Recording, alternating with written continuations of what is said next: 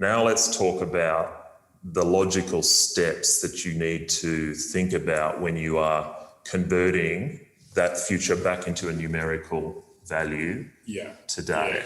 And that conversion process is I'm sure people will be aware, is taking those cash flows, those growing cash flows, and bringing them back to a value of what they're worth today. I think there's two important parts to doing that. One is the interest rate environment, which we'll come back to, because that's something we're living in quite an extraordinary time. Interest rates are not only low today, they're going to be low for a very, very long time. But the second and probably the more important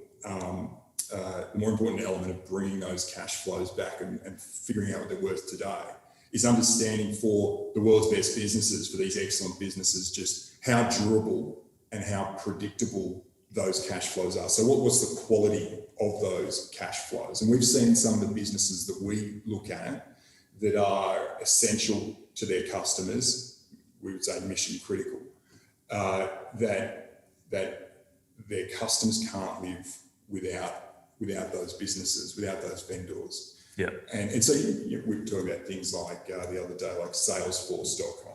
So if you're a sales manager, you can't come into the office and operate without switching on your Salesforce customer relationship management tool. We can't work without Microsoft Office, Microsoft Excel and Outlook and Word and all these sorts of programs. And so they're very high quality revenue streams for those businesses, and arguably they're very high, what we'd say high multiple or low discount rate. Yeah. So let me just be clear about why this is the case, because it's important. So again, coming back to the multiple example, a higher quality set of cash flows, all else being equal, should have a higher multiple, if you want to think about it that way.